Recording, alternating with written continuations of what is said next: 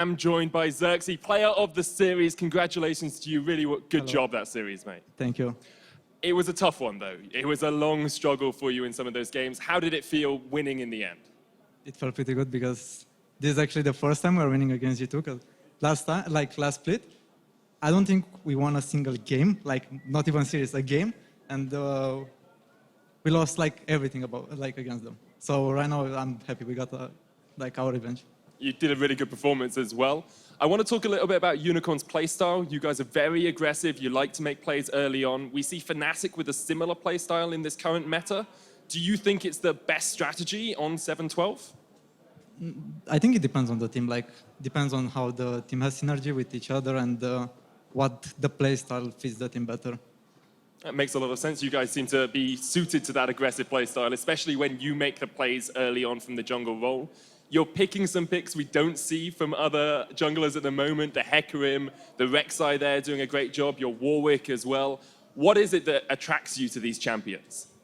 I just like to have a large champion pool and I cannot get outbanned. Like, no matter how hard you try to ban me, no way. It's impossible to ban you and impossible to kill you in a lot of these games as well. I died in the second game. Oh, it's a shame. You ruined your reputation, Xerxes. Just a final question for you as well. Rift Rivals is coming up. You're yet to play up against any of these North American teams. Who do you want to play against? Who are you looking forward to playing against? I think obviously I'm looking forward to playing against TSM, and I think it's pretty exciting, like to play against other teams from other region and see what's their playstyle like. Do you think you're going to learn much from NA? No. I agree with that for the time being. Let's hand it back over to Shocks and the analyst desk to close out the night. Thank you very much, Medic. I actually didn't hear what he said because I was listening to production. Did you guys hear what he said? There was some mad banter and we missed it. Was nobody listening? No one heard him? I think it crashed in the ear. I think he said something with anyone they win a game or something like that. I got it. Apparently it was, will you learn from NA? And Xerxes said, no, hard cut. And we went over... I mean, it's hard to learn from someone who's that much worse. Yeah, I think that was... Yeah, thanks, you Captain Obvious. Oh my god. All right, it's not going to go all the way into an NA versus EU Flame yet. We're just going to talk about this game first. Because as you guys just saw, the Unicorns of Love, they secured the win over G2. Dominant performance in Game 3. And again, and this is what happens every time when Unicorns of Love beat like a favored opponent or a strong opponent. It's kind of unexpected. So let's break down how it went in Game 2. How important was the Kassadin, Senkux? I mean, I think it's a good pick into Sadia in general, but he kind of got really wrecked early on, I would say. Like, Perkz was actually playing it really well in general, but they just got to a point where they didn't snowball the lead hard enough from the bot lane with the Caitlyn that Kassadin just gets too strong, and then Visichachi hits 5-man E-flash, and then the game is just over from there. And there's nothing G2 can do with the draft. They have Nidalee, Rumble, Talia. No one can kill Kassadin. Yeah, so was it their own problem? I mean, they made their own problem, or? What do you mean? Well, by picking the Nidalee, for instance. And I mean, they probably didn't expect it too much. I still think Nidalee is fine. You can outpace the enemy jungler with push from mid. They just didn't snowball really from early, and then yeah, it's kind of over from there. Yeah, I think you can draw a comparison to Game 2 where Twitch eventually took over the game because it wasn't punished early. The same thing kind of happened here. The Kassadin wasn't punished early, so he just took over the game from there. I think G2 had the tools to punish him. They had the Caitlyn, they had Nidalee, they had a good siege against a team that was lacking in the wave clear, but in the end Kassadin got level 16 and then it's just getting really And this guy, I asked you, how is G2 going to win? You said they're going to get Twitch, he's going to wait, he's going to get 3 items, he's going to kill everyone. They didn't get the Twitch. Yeah. Oh, it was open. Yeah, it was open. So would have that been... in this composition or in this how the game went, would have Twitch been able to do anything versus the Kassadin lane? I think it would be a lot more useful than Caitlyn against Kassadin and Rek'Sai at least. And like they could play to a win condition that like Twitch gets like 3 or 4 items, then he can just carry the fight alone. And I think Twitch as a pick is really good against UOL because it's really good in team fights. And also, I actually didn't expect G2's bot lane to get the tower in 10 minutes because I don't think it should happen in that matchup. But yeah, when they got that, I thought G2 would win the game. But I think instead of swapping top, they should go mid and get the Kassadin's tower. And then they could snowball from there. Yeah, the Caitlyn pick might have been this Samux's favorite pick, of course, 5 picks before the series as well. So maybe they just wanted to take it away from him. Do you think that's then a good priority if it ends up costing you a lot? If you know when you're Sven how much you can do on Twitch, does it really matter what Samus can do on Caitlyn? I don't think it's as much targeting towards Samus because every AD carry was open. Like even if you take Yeah. the Caitlyn, there's Saya, there's Callista, there's like just so much they can go for. So I don't think that was a factor. I think they wanted the quick push. I also think Caitlyn is a good combination together with Nidalee because you get the heals, you get long range attacks with the Poke, extra yeah. attack speed. You have traps on both of them, so you have a lot of the zoning tools, so you can go for the quick pushing. But Nidalee didn't end up do too much. No, sadly not. And then we have a Kassadin. You always have the clock running. All right, 15, 20 minutes. When is this big team fight going to come where Kassadin can just walk in and kill everyone? And, well, it happened exactly like that, Sencooks. Yeah, basically, like the fight here starts, and I don't know. Expect is kind of trolling here. His ult is really horrible, and he's in the middle of nowhere. And the whole G2 kind of tries to save him in a way, even though the fight is really bad for them. And then Vishichachi is just a god, and they all group up for the It evil was only a flash. 4-man. So I sexy. mean, it counts as 5 when he ate him, okay? It counts as 5. Or when someone's then- on it, it counts as 5. Exactly, and then X gets fed on the Kassadin from here, and it's like really easy to snowball the game because he was like level 13 or something here. Mhm. When Kassadin hits level 16, like Henning said, then the game is pretty much just doomed. There's nothing you can do to win the game. No, I think our next replay is also just Kassadin getting kills because at that point he'll always get away or he'll kill you and chase you into your death. So Yeah, what it's happens just- here is that Ripper was going to 2-second cooldown Senkax. 2 seconds, 2-second base, and then he has 20 CDR but as well. with Morello it's 1.8. 1 point, yeah, so 1.8 right here. That's pretty sick. It's pretty sick. It's pretty mechanical outplay right here. But you know, you laugh, but we criticize Exile so much. We talked about his isolated deaths, we talked about this and that, and then being able to pick the pick that you think will do the best for you and will kind of mask your inefficiencies, that's also a token of a good player, Senkox. I think, like in general, like I said earlier as well, that when he's on his comfort picks, it's good for him. I just think the meta doesn't fit him that well in general on all these Orianna and Syndra and stuff like this. So, like, when he's on this Ryze, even though he had an in-game before, I still think he's good on Ryze. That was not really the champion. That was more about being a bit too over-aggressive. And the Kassadin here, he still does a really good job later in the game, even though, like, it's obviously hard to do something early with Kassadin. It can't Yeah. really go for the mechanical outplay, but in general, when he plays his champ, I still think he's a good player. Yeah. That's a shortcut. Yeah, that is a Summary. shortcut. But it is always quite interesting when we speak about the Unicorns of Love, because there's a lot of mid laners that say, oh yeah, Exile, you know, he doesn't really always keep a cool head. And then Samix is, of course, good, but not the superstar player. So who, for you, Mickey, is kind of, who carries Unicorns of Love, or who enables Unicorns? Xerxes. Xerxes. So what's so good about him? He's just really consistent and plays really smart. I think, like, every time I watch him, like from scrims, when he did something with a champ, I'm not Yeah, gonna yeah. say, No I was like really mind blown how this guy is so smart. And Yeah. he's pretty consistent as well. He like I think he has the best KDA. Hmm, in the league. sure. Maybe. The best Maybe, KDA maybe we ruined across it in the our league. game 2 because he was 1-7, but I've Oh, never yeah, seen him that's cheat true. so hard as in our game. Reckless actually has the best KDA by a long shot. Okay, never mind. Because, yeah, obviously. we ruined it. And for him. Xerxes for the longest time actually didn't die at all in games, but then he ruined it in the series versus you guys. And now he died 4 times over 3 games. So no, he's going to have to do a bit better as we see the Unicorns of Love in the fan meet, which actually is the best for them because it's only ever Unicorns of Love fans that are shouting and screaming for them, and they're enjoying it as well. Do you guys enjoy doing fan meets?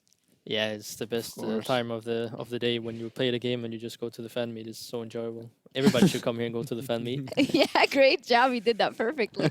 All right. We also have a tweet from Jankos. Actually, Jankos always has some very insightful tweets or banter, and that's both good. I think if there's any EU team capable of beating Fnatic, it must be the Unicorns of Love or Roccat. Their consistent, aggressive playstyle on top of mechanics can triumph. Now, obviously, H2K lost to Fnatic and to the Unicorns of Love and lost to that kind of style. So first off, do you think that Fnatic is the only team that can beat Unicorns of Love? No, because you beat them. So what is the difference in you playstyle compared to Fnatic, and why did it both work? Could it both work versus Unicorns of Love? Whew, that was, yeah. I mean, in general, I think we're really adaptive in the way we can approach the game. And versus UOL, we kind of took the slow approach because they're not that good at snowballing games, and we kind of took the fight into their kind of style and beat them at that. I think Fnatic plays more of their own style, where Reckless plays a split pushing 80 carry in a way and kind of just pushes that lane. And if he wins that lane, then I guess to win. But if UOL wins mid, then they kind of win. It's kind of 2 different styles, I would say, in a way. So I don't know. I think it's hard to say. Yeah, that's interesting because in my mind, it's also, oh, they're both very aggressive. They like to go in, Mickey. But where are kind of the differences between Fnatic and the Unicorns of Love style in your head? Thing is what Sengung said, that Reckless has to go side on ADs, and he picks ADs like that, like Kennen, Tristana, Twitch. I think you just go roam to side, and like 1v1 enemy top laner or whatever. And then usually they also have a Shen in their team, so that makes it a lot easier. And their team fighting is also pretty good. Yeah. Who's the best team fighting team in Europe? Us. Us? Yeah, it's Slice? us. It's really Us. obvious. I saw some flame on Reddit that it absolutely wasn't the case, so I don't know if... I mean, Reddit always frames every team, and there will be no team if Reddit was to choose. So. That's true. SKT only. There would only be SKT. Well, you guys did play earlier today. You pulled off a strong comeback to take the series. How did I say that? Comeback to take the series against Roccat. And we actually had high hopes also for this series just because you guys were both on a 2-series winning streak, so Roccat has shown something. Mickey X, what went wrong in game 1? Okay, so in game 1, when I died to the first gank, I heard Warwick recalled, and then I see a lantern, and then I thought, okay, he was bluffing because Warwick recalled, and then I see someone click lantern, I'm like, sucks, guys. Then I just die. And then, yeah, it kind of snowballed from there because we didn't have any pressure bot.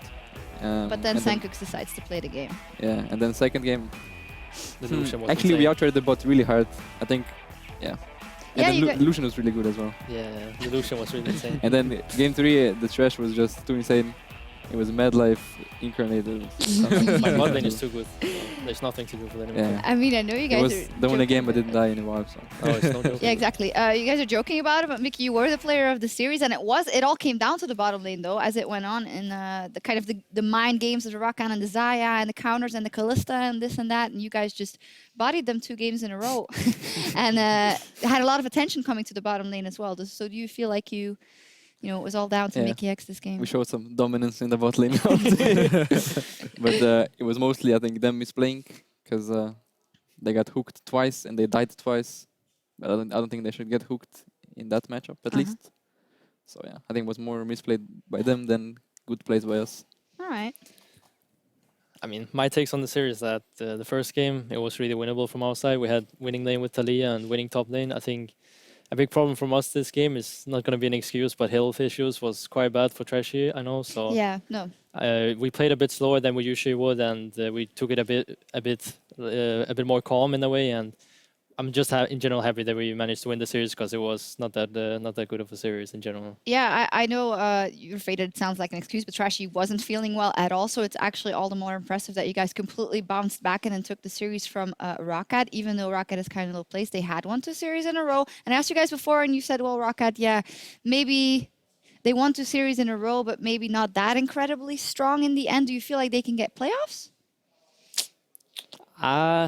I think Misfits is stronger in general, and I think Fnatic and I think G2 by the end is going to come back and manage to get up there. I'll be really surprised if that's going to be the case, that they're going to go on the 4th spot in the group. But I think Roccat actually plays a lot better on stage in general, because when we scrim them, it hasn't been that good. But it's usually the other way around.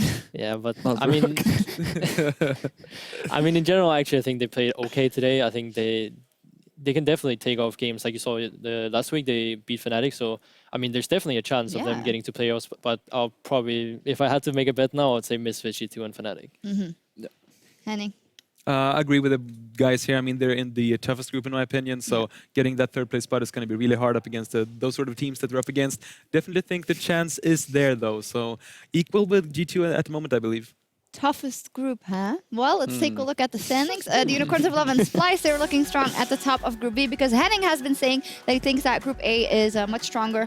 Or, well, Not it's stronger. much Sorry. stronger, Yeah, but, that I was trying for stronger, especially looking at the top tier. But after seeing Splice and Unicorns of Love play, do you want to change your mind? I'm still going to go with Group A. I think Fnatic are just, after demolishing H2K, they're just so impressive, and Misfits, G2, Roccat, all strong teams. But they lost to Roccat. They lost to Roccat, but there's... Baxi was 1-13 and they lost. It was some unlucky late game decisions there. I still think Fnatic are the best team here. I think if you look at the first team in the group, I would agree. Fnatic is probably the best team in Europe right now. I think it gets a bit closer though to 2nd and 3rd, especially after UOL beat the G2 today. And I'm not sure about Misfits. It's kind of up and down with them as well. So yeah, I can agree. Maybe if you take on the 1st place, Group A is stronger. What What's happening there with the logo? Can we show that? No. The snake is just like taking over. You guys tried to. Okay, so I'm not gonna throw anyone under the bus. I already did. I'm just gonna say it. There was a mistake on the scoreboard on the side, and we tried to sneakily change it around. And actually, I thought it was cool because we were just live updating as the day went by. If you didn't use the word mistake, no one would have noticed it. I mean, I'm so I thought that sorry. was intended to happen. And the viewers have no idea what we're talking about because, of course, they're never gonna show it. It's like Some behind the scenes, like sneak peek here. Yeah, bonus coverage. All right, bonus coverage. Just one more thing. G2. Obviously, we're always talking about the fact that they had a dip after MSI. It's understandable. Perks, health issues, Trick and expecting Korea and whatnot. Totally understandable. But the clock is ticking. Mickey, are you also still of the opinion, oh, they are going to bounce back like Sencooks? Or, you know, this has been a couple of losses in a row now and some very uncharacteristic ones for them at that. Yeah, I think they should just put their subs back in and win 2 games. No, but yeah, I think actually by the end of the split they're still gonna be one of the best. But yeah, they just need some time, I think. Well, the fact that they're still saying that they're figuring out the champion picks and the meta and whatnot, I feel like 4 weeks should be enough to do that, or has 7.12 messed that up? I mean, it's only been 3 weeks for them because they used subs the first week. Great point. So 1 more week and they got it. Okay. 4 weeks is enough. So from next week on, they're going to clap. Say bye about. Okay, we'll see. And you guys are playing them after Rift Rivals. So after they win Rift Rivals, they're going to come back and they're going to play you guys. So you scared yet? I mean, then we're going to beat them and then we're going to show we should have won with rivals. Yeah, Right. Okay. Sounds like a solid plan. I agree. A team that's also going to Rift Rivals is Fnatic, and they are playing the Mysterious Monkeys tomorrow. And it's kind of a grudge matchup because the Mysterious Monkeys now have Kikis and Amazing in their lineup. Well, it's not really a grudge matchup. I don't imagine there to be a lot of bad blood, but it'll be a happily reunited Amazing and Kikis playing versus Fnatic. And I'd love to know what you guys think of the changes Henning, Kikis, and Amazing being slotted into a lineup that kind of was walking around like a chicken or a monkey without a head on the map sometimes. Yeah, they were really trying to find their style, like what kind of playstyle suits them in the current meta. Didn't really find it, so swapping in 2 new players, I don't think they're going to have that clear of a plan with what style they want to go for. And up against the team versus Fnatic, they are not going to let them play your game. So not feeling too good about the Monkeys' chances. You're not? Still not? Sencooks, Mickey? I don't know. I think the top lane in jungle are quite an upgrade, but I still think that mid and bot side laning is pretty bad. At least when we played them, it felt a lot easier than the other teams. So yeah.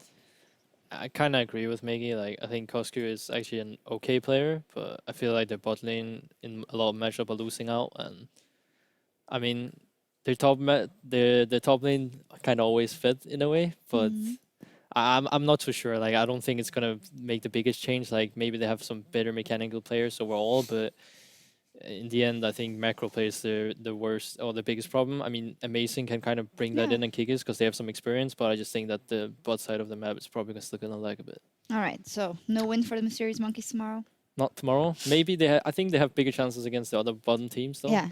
So in Yeah, general, I definitely. think it's a good upgrade. Maybe should have done a bit earlier before the split started, but A bit earlier before the split. Jesus, not mincing words, that's Sencooks. Yeah, we'll see what happens indeed. Maybe this is a tough matchup for them to start with. And then H2K is going up against the Ninjas in Pajamas, and H2K is just coming off a loss as well. So, yeah, at the hands of Fnatic, Henning. So, we're expecting them to bounce back. So, is Yeah, that for anything else sure. in a 2-0?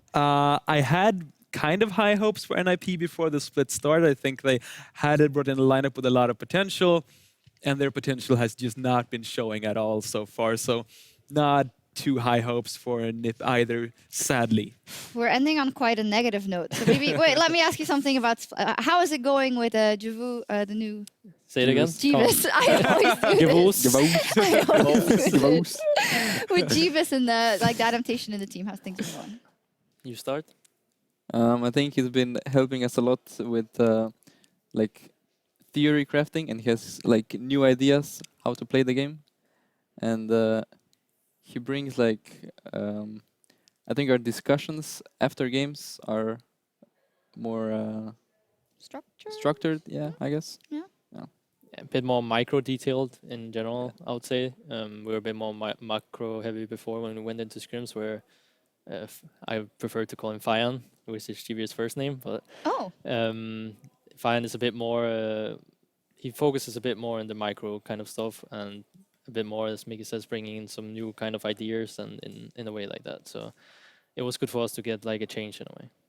And also, I like that he's really into like calculating all the best possibilities. So he helped me to do runes, and the best master is available. So you don't have to do anything because So you're yeah, lazy. I'm just too lazy to do any of that. So he just tells me this is the best, and I use it. So all right, cool. So Wonder wouldn't go in with a cannon with Thunderlord, Zikri, and 6 AP. No, that wouldn't be the case. All right, well, the best of luck for you guys in the rest of the split. Good luck in your cross-group play and the rest of your matches. And that will do it from us here in Berlin. Thank you guys very much for watching. We'll be back tomorrow for the final day of week 4. See you then. Lele. Gonna jump in onto Cobby, flash away the horns, and Mick has already burned his flash. This is gonna be first blood to Roccat. Taken down as well as Trashy gets onto the back line, but Kiana's doing work. Cobby chasing over against Betsy. Betsy wins that one. This is so difficult because Rek'Sai is a 50-50 champion. Oh, and you're dead. And they will get the Nexus as well. 1-0 to Roccat. And now Mickey joins the fray. Trashy jumps in. Stenkus doing absolute work on the back line of this fight. Betsy takes one, and he's going to fall as well. Splice with a 4-for-1. Are going to take us to a game 3, 1-1 between Roccat and Splice. What's going to cause the action? Onto with Did. Look at the damage. The headshot comes out. Mickey jumps forward with Did. First blood. Holy fuck. That one-shot combo. This should be a kill for Roccat as they will not take that. One down the side. Misses, you godly man. Heal them on! That's an unstoppable Cobby as Splice look to finish out this game. The equalizer comes out. The shockwave does absolutely nothing. Roccat fall 2-1 as Splice take the series. Rakan ready to go forward. Grand entrance. Leap right back out with that battle dance. Now it's Vizicachi. He goes golden. Span goes down. You can. Yes, no Zanya. Nice, guys, nice. We have 7 second camera. We got this. Okay, good job. Not enough. Q, crazy. Oh! First blood! Loud cross here. Okay. I don't know W trick. Track the flash. I'm fine. Did we kill maybe? Yeah. Okay. Nice. Look across here. Gets the triple kill. We can't really blame Unicorn. Licks him as well. One final game will decide it. Who will take it in the end? Because G2, they're going to take game 2. Only about 4. He does not have the items to stay safe, but Mithy has the Trying to keep going. That's explosive. The engage comes in. Xerxes hungry for blood. Out comes the ult. Die. He says it's for the first time in the history of EU LCS. Unicorns of Love take down G2.